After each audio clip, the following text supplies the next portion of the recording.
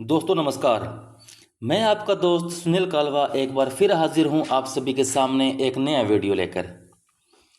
चित्रकला के संपूर्ण निशुल्क बेस में हमारा टॉपिक चल रहा था बौद्धकालीन चित्रकला। तो आज हम इसके अंदर जो महत्वपूर्ण स्थल हैं, महत्वपूर्ण गुफाएं हैं, उनको पढ़ रहे हैं। जोगीमारा, बाग, सिगिरिया, बादामी, शीतलवासन जैसी गुफाओं को आज हम कवर करेंगे। और इन्हीं के साथ में सबसे महत्वपूर्ण एक गुफा होती है हमारी अजंता की चित्रकला। उसको हम इसके बाद में पढ़ेंगे। उसको एक ही वीडियो में कंप्लीट करवाने का मेरा प्लान था, तो इसलिए वह वीडियो भी रेडी हो रहा है। तो वह अगली क्लास में हम लेकर आएंगे। तो सबसे पहले हम पार्ट 1 के अंदर बौद्धकालीन चित्रकला में हम उन स्थानों को देखते हैं। आज हम पढ़ते हैं सबसे पहले जोगीमारा। जोगीमारा एक महत्वपूर्ण स्थल है जिसका समय 300 ईसा पूर्व माना जाता है। यह रामगढ़ पहाड़ी, सरगुजा, छत्तीसगढ़ में स्थित है। जोगीमारा जो है रामगढ़ पहाड़ी, सरगुजा, छत्तीसगढ़ में विद्यमान है।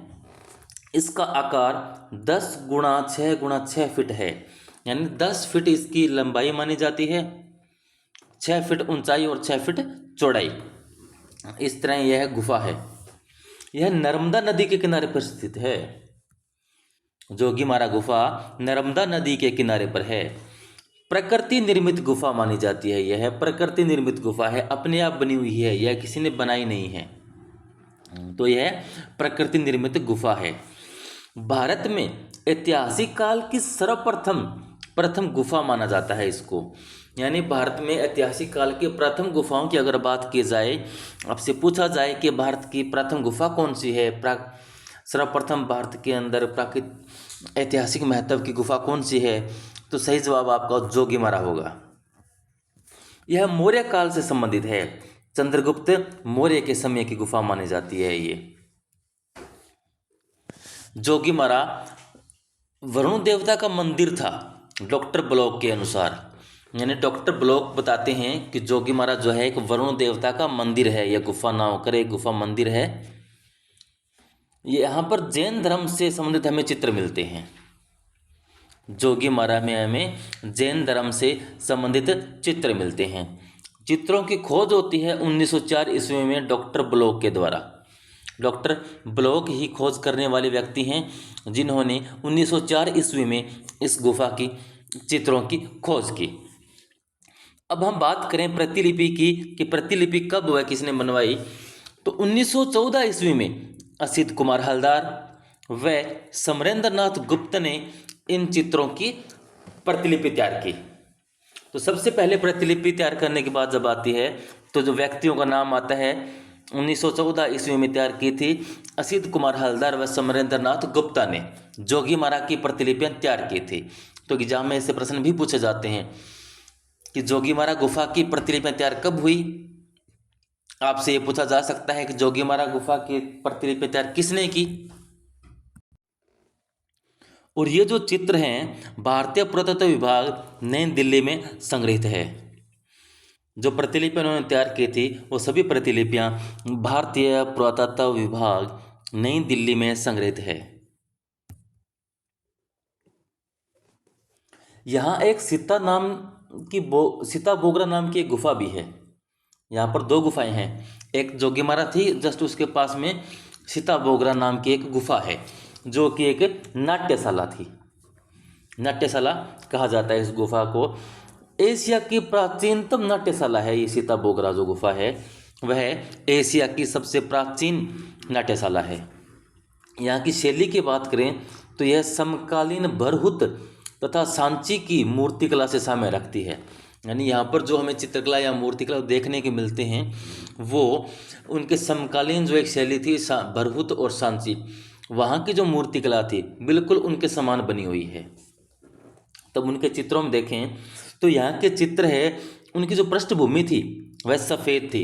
बहुत इंपॉर्टेंट है ये चीज़ें, आप इनको अलग से नोट डाउन कर लीजिए, नोट्स में लिख लीजिए, कई बार एग्जाम में पूछ लिया गया ये चीज़ें। कि जोगीमारा की गुफाओं के चित्रों की पृष्ठभूमि कैसी थी। तो पृष्ठभूमि सफ़ेद रंग की थी, चित्र लाल रंग से बने हैं। पृष्ठभूमि जैसे हमारी ये सफ़ेद है तो ये सफ़ेद थी, चित्र बने हैं यहाँ पर लाल रंग से, रेखांकन हुआ है काला, यानी उसकी आउटलाइन काले रंग से की गई है, और बॉर्डर बनी है पीले रंग से, और जो बॉर्डर है वह पीले रंग से बनी है। तो चीज़ें, चित्र की चार चीज़ें थी, चारों की इस तरह पूरी होती है। सफ़ेद उसका पृष्ठभूमि है, बैकग्राउंड सफ़ेद हुआ, फिर काले रंग से ड्राइंग बनाई गई, उसके अंदर लाल रंग भर दिया गया, और जो बॉर्डर है उसको पीला किया गया। तो इस तरह से ये यहाँ पर चित्र बने हुए हैं, ध्यान रखना। यहाँ के चित्र 7 खंडों में बने हैं। प्रश्न पूछा जा सकता है कि 7 खंडों में चित्र कहाँ बने हैं, ये हो सकता है, या जोगीमारा में चित्र कितने खंडों में बना है, ये प्रश्न आपसे पूछा जा सकता है। तो याद रखें 7 खंडों में बने हैं। और दूसरी बात, यहाँ चित्र छत पर बने हैं, दीवार पर ना होकर छत पर चित्र मिलेंगे आपको। अब देखिए आगे, यहाँ पर चित्रों में जो 7 खंड है वो 7 खंड किस प्रकार है, क्या क्या है 7 खंडों में। पहला है कमल युक्त सरोवर, कमल युक्त सरोवर। दूसरे खंड में चित्र बनाया है जिसमें वृक्ष के नीचे व्यक्तियों का वार्तालाप दिखाया गया है कि कुछ व्यक्ति बैठे हैं एक पेड़ के नीचे और बातचीत में लगे हुए हैं। फिर आगे तीसरे खंड के अंदर पुष्प पर नृत्य करता युगल, यानी एक प्रेमी युगल है, वह पुष्प के ऊपर, फूल के ऊपर नृत्य कर रहा है, डांस कर रहा है एक फूल के ऊपर। एक दृश्य है चौथा जिसके अंदर एक पुरुष दिखाया गया है चोंचदार, यानी एक व्यक्ति बैठा है जिसके चोंच है, चोंच वाला पुरुष या चोंचदार पुरुष दिखाया गया है हमें जोगीमारा के अंदर। एक गायक दल व नृत्यांगना एक खंड में बने हुए हैं। पांचवा एक चित्र ऐसा है जहाँ पर कुछ गायक हैं वो गा रहे हैं, गायक का एक दल है, और वहाँ पर कुछ नृत्यांगनाएं हैं जो नृत्य कर रही है, डांस कर रही है। प्राचीन ढंग से रथ व चैत्य बने हुए हैं यहाँ पर, प्राचीन पुराने ढंग से यहाँ पर रथ व चैत्य बने हुए हैं, और यूनानी रथ के समान भवन बने हैं यहाँ पर, यूनानी रथों के समान भवन बने हैं। तो इस तरह ये महत्वपूर्ण 7 खंड हैं, इन 7 खंडों में चित्र बने हैं जोगीमारा में। तो ये हमारी एक महत्वपूर्ण गुफा पूरी होती है जोगीमारा। चलो आगे बढ़ते हैं और पढ़ते हैं हमारी अगली गुफा। अगली गुफा हमारी महत्वपूर्ण है बाघ गुफा। बाघ गुफा अपने आप में महत्वपूर्ण गुफा है। इसका समय 4वीं सदी ईस्वी से 5वीं सदी ईस्वी का है, 400 से 500 ईस्वी के बीच में है। खुदाई में मिले सुबंधु के एक ताम्र पत्र के अनुसार निर्माण का समय 416 से 466 ईस्वी है। 416 से 466 ईस्वी के मध्य का इसका निर्माण का समय माना जाता है। किसके अनुसार? सुबंधु के ताम्रपत्र के अनुसार। सुबंधु का ताम्रपत्र बताता है। स्थान की बात करें तो धार मध्य प्रदेश में स्थित है। बाघ गुफा धार मध्य प्रदेश में है, मध्य में है, क्योंकि बाघ जो रहते हैं वो बाहर नहीं रहते, मध्य में रहते हैं जंगल के, तो मध्य प्रदेश बाघ, इस तरह आप याद रखिएगा इनको। यहाँ पर इसकी खोज करता बात है तो 18 घंटे मेहनत की थी डेंजर फील्ड ने। डेंजर फील्ड, अब बाघ को जब पकड़ना होगा तो साधारण व्यक्ति तो जा नहीं सकता, कोई डेंजर व्यक्ति जाएगा इस फील्ड में। यानी 18 घंटे मेहनत करने के बाद डेंजर फील्ड ने इसकी खोज की। तो खोज करता हुए लेफ्टिनेंट डेंजर फील्ड, समय था 1818 ईस्वी। इस तरह आप ट्रिक के माध्यम से थोड़ा बहुत देखेंगे, पढ़ेंगे तो ये गुफा अच्छे से याद हो जाएगी। चित्र निर्माण का समय 6वीं से 7वीं शताब्दी माना जाता है। इसके चित्रों का निर्माण का समय आपसे पूछे तो यह 6वीं से शताब्दी ईस्वी का है। अजंता की गुफा संख्या 1 व 2 के समकालीन है, यानी जब अजंता की गुफा संख्या 1 व 2 में चित्र बने उसी के समय यहाँ पर भी चित्र बने। गुफा पुरानी है, चित्र बाद के बने हुए हैं, इस बात को ध्यान रखना। गुफा निर्माण का समय 416 से 466 ईस्वी माना गया है, परंतु चित्र निर्माण का समय 6 से 7वीं शताब्दी है। अब बात करें निर्माण की, तो निर्माण काल इसका गुप्त काल में हुआ है। इसका निर्माण गुप्त काल में निर्माण हुआ है, गुप्त काल में निर्मित यह गुफा है। प्रतिलिपियां, अब देखें प्रतिलिपि कब कब व कैसे बनी। 1920 ईस्वी में मुकुल चंद्र डे ने यहाँ प्रतिलिपियां बनाई, इन चित्रों की प्रतिलिपियां बनाई। उनके बाद 1921 ईस्वी में असित कुमार हलदर, नंदलाल बोस, समरेंद्रनाथ आप्टे, भोसले, जगन्नाथ या जगताप आदि ने चित्रों की रचना की।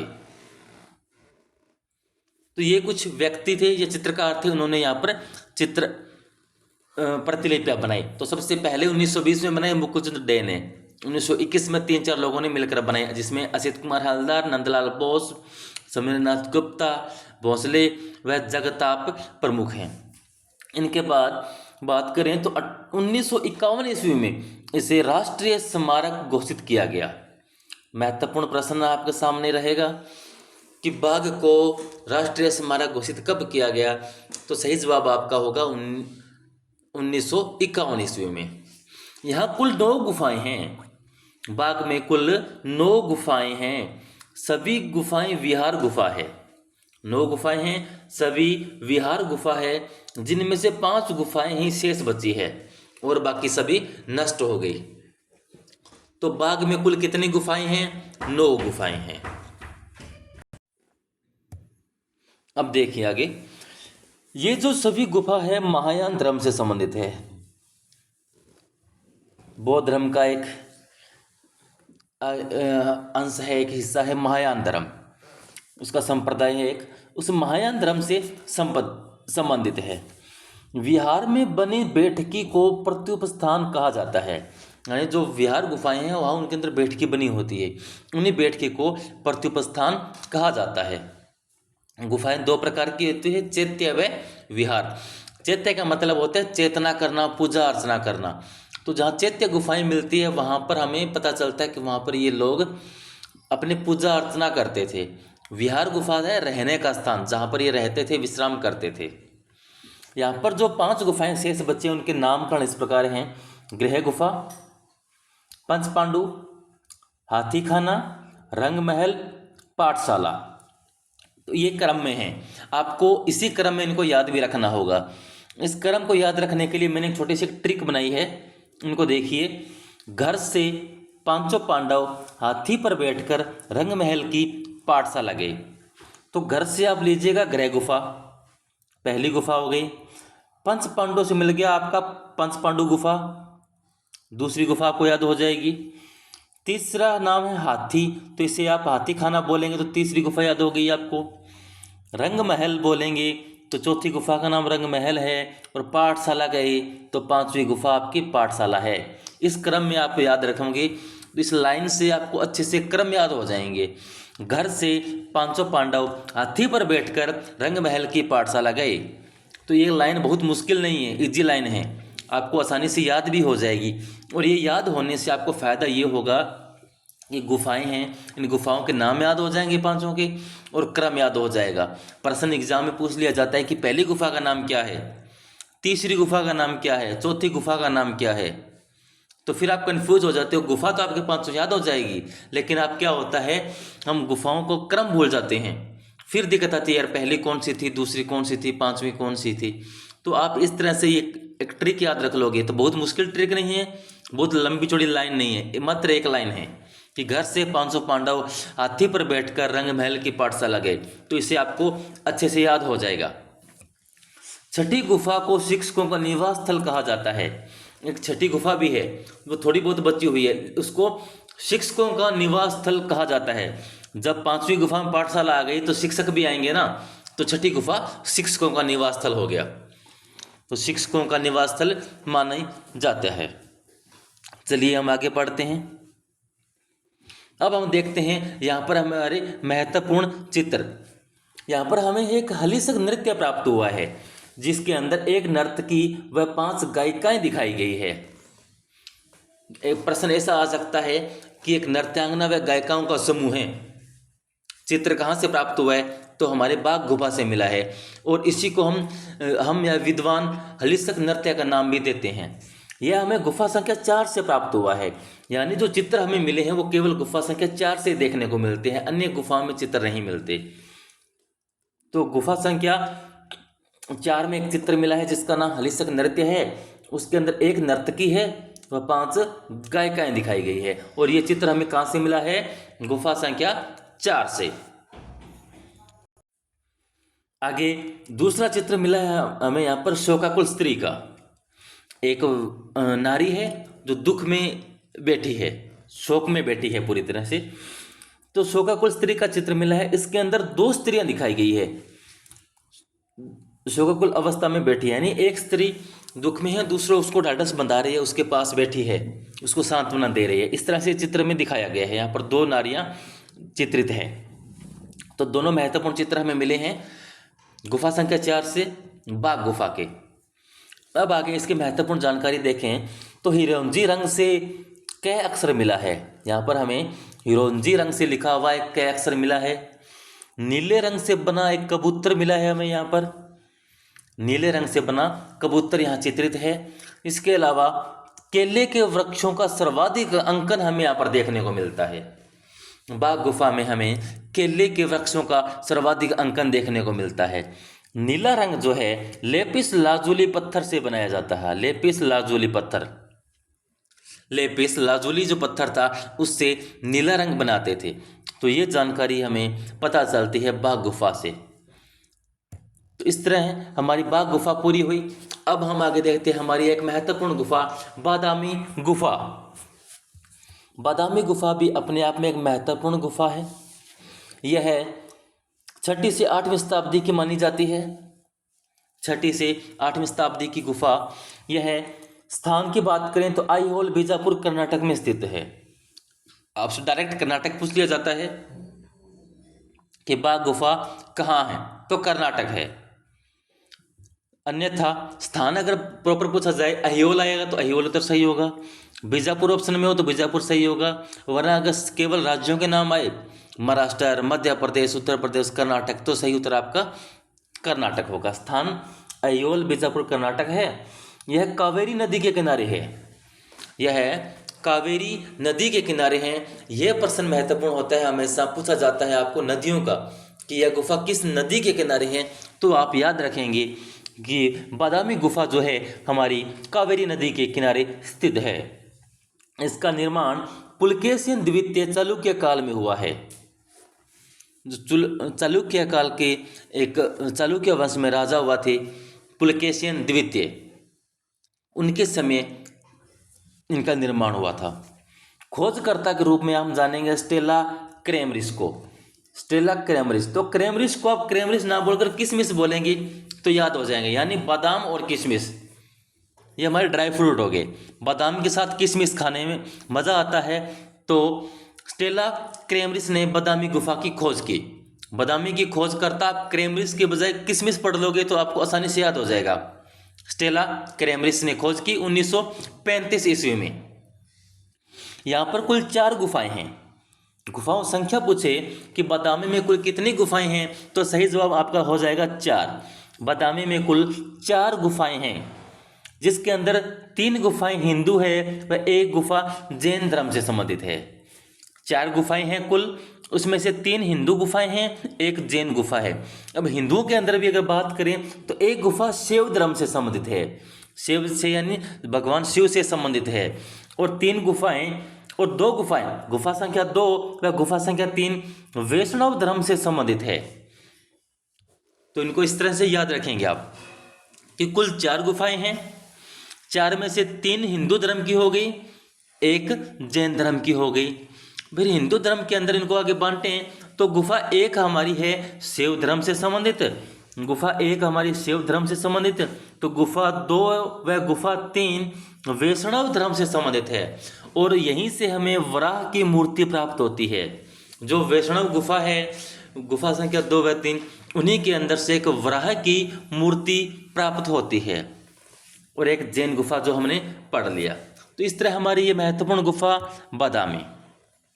अब बादामी के चित्रों की प्रतिलिपि की बात करें तो जे.एल. अहिवासी ने प्रतिलिपि बनाई। जे.एल. अहिवासी का पूरा नाम देखें, जगन्नाथ मुरलीधर अहिवासी। कार्ल खंडालवाला ने 1938 ईस्वी में एक पुस्तक लिखी। पुस्तक इंडियन स्कल्पचर एक पेंटिंग में एक रंगीन चित्र प्रकाशित किया। स्कल्पचर एंड पेंटिंग है, स्कल्पचर एंड पेंटिंग।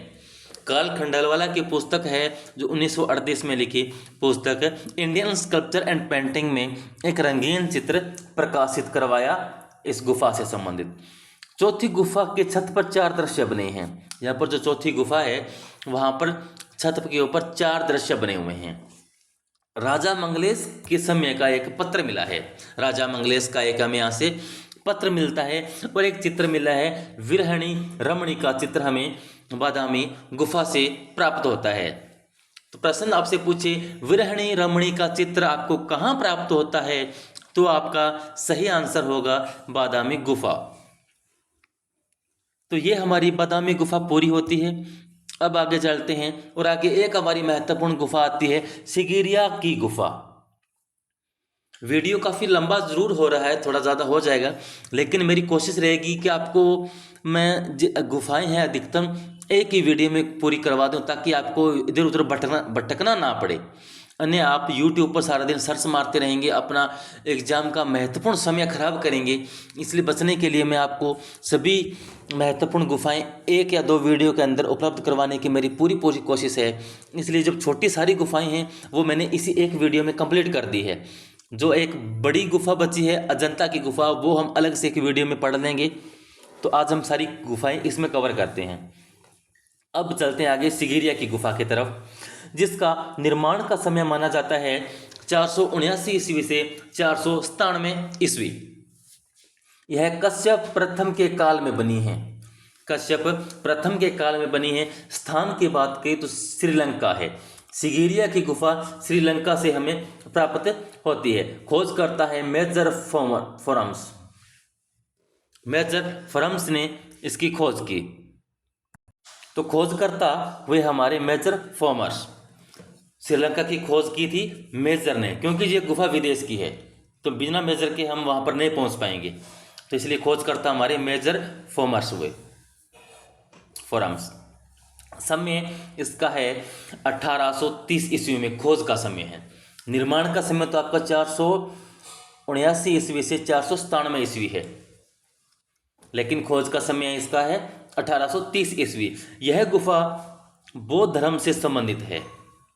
सिगिरिया की गुफा बौद्ध धर्म से संबंधित है। यहाँ पर कुल 6 गुफाएं थी। यहाँ पर कुल कितनी गुफाएं थी? 6 गुफाएं प्राप्त होती है हमें सिगिरिया से, जिसमें से केवल 2 गुफाएं ही शेष बची है। अब 6 गुफाएं थी, जो अब सिर्फ 2 गुफाएं बची हैं, जिनका नाम है गुफा ए व गुफा बी। इस तरह इनका नाम रखा गया है। यहाँ पर कुल हमें 21 चित्र प्राप्त होते हैं। कुल 21 चित्र बने हैं सिगिरिया की गुफाओं में। गुफा संख्या 1 में या गुफा 1 के अंदर 4 चित्र हैं। गुफा ए में 4 चित्र हैं व गुफा बी में स्त्रियों की 17 चित्र मिलती हैं हमें। तो कुल 21 चित्र हो गए। ए में 4 व बी में 17 यहाँ पर स्त्रियों के चित्र मिले हैं। तो टोटल 21 चित्र हमें प्राप्त होते हैं सिगिरिया की गुफा से। और गुफाएं वर्तमान में 2 हैं, ए व बी। कुल 6 गुफाएं थी। बौद्ध धर्म से संबंधित है। खोज का समय था 1830 ईस्वी में। खोज करता थे हमारे मेजर फोरम्स। स्थान है श्रीलंका और निर्माण का समय था 479 से 497 ईस्वी कश्यप प्रथम के काल में। तो ये हमारी महत्वपूर्ण बातें थी इनकी। अब यहाँ की कुछ और महत्वपूर्ण जो बातें हैं देखते हैं। यहाँ पर अप्सराओं को मेघकन्या कहा गया है। जो अप्सराएं हुआ करती थी उनको मेघकन्या कहा जाता था। इसी जानकारी हमें सिगिरिया से प्राप्त होती है। यहाँ एक जुलूस का चित्र है। यहाँ से हमें एक जुलूस का चित्र मिला है 1889 ईस्वी में, 1889 ईस्वी में मी मुर्रे ने इनकी प्रतिलिपि तैयार की। मी मुर्रे ने इनकी प्रतिलिपि तैयार की। मिस्टर मुर्रे ने इनकी प्रतिलिपि तैयार की 1889 में। 1889 के अंदर प्रतिलिपि तैयार होती है। आकाश में विचरण करती अप्सराएं बनी हुई है। यहाँ पर चित्रों के अंदर बात करें तो आकाश में विचरण करती अप्सराएं दिखाई गई है। और चित्रों के अंदर हम देखें तो जो कुल चित्र थे 21 चित्र थे, वो देखें तो 13 चित्र जो पेस्टल रंग से बने हैं और 8 चित्र एचिंग से बने हुए हैं। 13 चित्रों को बनाया है। प्रतिलिपि जब तैयार की तो उनको 13 चित्र पेस्टल से बनाए व 8 चित्र एचिंग से बनाए थे। तो इस तरह हमारी एक महत्वपूर्ण और गुफा है, सिगिरिया गुफा पूरी होती है। अब बढ़ते हैं हम आगे हमारी अगली गुफा की तरफ, और अगली गुफा आती है हमारी सितनवासल की गुफा। सितनवासल की गुफा, सितनवासल की गुफा जिसका समय माना जाता है 600 से लेकर 650 ईस्वी। सितनवासल की गुफा का समय है 600 से लेकर 650 ईस्वी। इसकी खोज करता है दुब्रिल। खोजकर्ता दुब्रिल को माना जाता है, दुब्रिल ने ही खोज की थी। स्थान कावेरी नदी के तट पर है। कावेरी नदी के तट पर पदुकोटा तमिलनाडु में स्थित है सितनवासल की गुफा। तो आपसे नदी पूछे तो कावेरी नदी है, प्रॉपर स्थान पदुकोटा है, और राज्य की बात करें तमिलनाडु है। ये हमारे खोज का स्थान है। सर्वप्रथम देखा टी.एस. गोपीनाथ राव ने व दुब्रिल ने 1934 ईस्वी में। तो सर्वप्रथम टी.एस. गोपीनाथ राव व दुब्रिल ने 1934 ईस्वी में इस गुफा को देखा था। यह गुफा पल्लव राजवंश से संबंधित है। जैन धर्म से संबंधित यहां पर चित्र मिलते हैं हमें। अब बात करें जैन धर्म का सबसे प्राचीन नमूना पंच जैन मूर्ति यहीं से प्राप्त होती है, यहीं से हमें प्राप्त होती है। यानी जैन धर्म का सबसे प्राचीन नमूना है, प्राचीन चित्र, एक निशानी एक तरीके से मानो, पंच जैन मूर्ति, वह हमें सितनवासल से प्राप्त होती है। यहाँ पर अर्धनारीश्वर चित्र मिला है, एक चित्र मिला है अर्धनारीश्वर का। सरोवर में कमल के चित्र हमें यहाँ से प्राप्त होते हैं। सरोवर में कमल, एक गर्दन फुलाए मोर की आकृति हमें यहाँ से देखने को मिलती है सितनवासल से। तो ये महत्वपूर्ण चित्र हैं, यहाँ से मिले हैं। ये हमारी महत्वपूर्ण गुफा है सितनवासल। तो दोस्तों इस तरह से आज हमारा ये वीडियो पूरा हुआ। अगर आपको मेरा कंटेंट, हमारे वीडियोस पसंद आ रहे हो तो प्लीज़ अपने दोस्तों को शेयर कीजिए, मेरे वीडियोस को लाइक कीजिए, चैनल को सब्सक्राइब कीजिए और पढ़ते रहिए, हमारे साथ जुड़े रहिए। और मैं विश्वास दिलाता हूं कि आपका एग्ज़ाम से पहले मैं आपका कम समय के अंदर अच्छा कंटेंट दिलवाकर आपका एग्ज़ाम में सबसे आगे रखने की मेरी कोशिश रहेगी। तो इसी के साथ आपसे विदा लेता हूं। धन्यवाद। पढ़ते रहिए, मस्त रहिए।